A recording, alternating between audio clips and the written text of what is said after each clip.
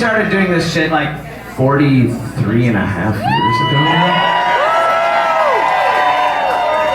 When I was 46.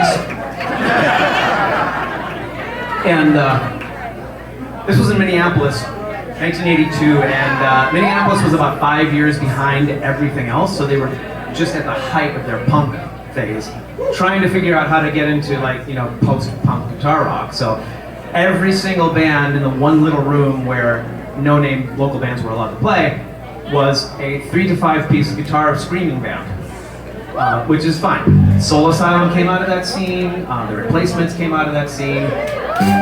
In our second show, Soul Asylum opened for us, and their name was Loud Fast Rules. Right, so that was the scene. There were almost no other synthesizer bands in the city at that time. There were hardly even any other synthesizers. So people would sort of stumble from the main room, that's where you saw Prince play in Purple Rain, into the little, like, stinky closet where people like us had to play. And they would kind of stumble in and look, and they'd hear things and go, what am I even looking at? They weren't, you know, they didn't see any amps, you didn't see any guitars, there was no trap set, just, you know. And it didn't look all slick and techy like this either. It looked very Heathkit. Right? So, believe it or not, we are actually making these sounds. And Jim, your face is plugged in, right? Holy shit. All right. Jim is a student of Gene Simmons, you know. By which I mean he, like, went to their shows. And Mike, you have drums. All right. We stole him from V&V Nation. But I think they want him back. Paul's keyboards are actually plugged in. Right? Okay, good. And Zeke. What the fuck are you doing here anyway? What is all this shit? So tell us what you do. I guess I'm that video guy that actually plays stuff.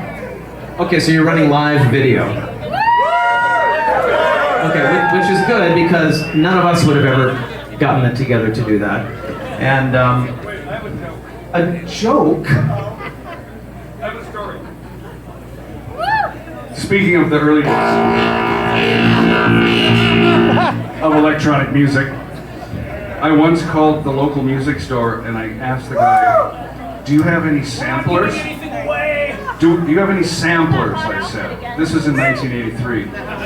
And the clerk said, after a pause, he said, well, we're not giving anything away for free, if that's what you mean. True story. And since we had to cut one song slightly short, that means now I get to play these sounds at you.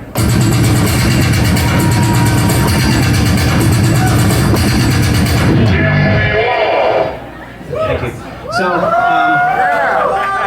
now that we've pulled aside the kimono, looked behind the curtain, lifted up our skirts, we're gonna play a song that we played in our first show. It was the first song we ever performed live. And the first show ever in 1982.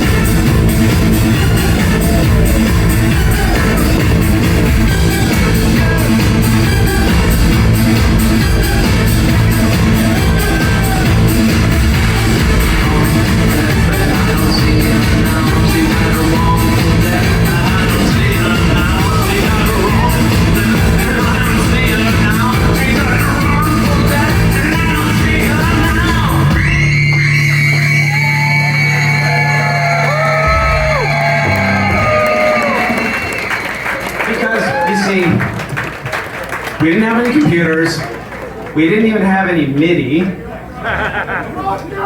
And everything was analog, so that means that in Minnesota, when it's 20 below outside and they have the heat turned up too high, you're going from 20 below to 85 degrees, and all the synthesizers would go out of tune. And that's how that sounded. That became our sound. Exactly. We were known as the out-of-tune keyboard band. And then, you know, computers came along and ruined everything by making things correct, and thank fucking God.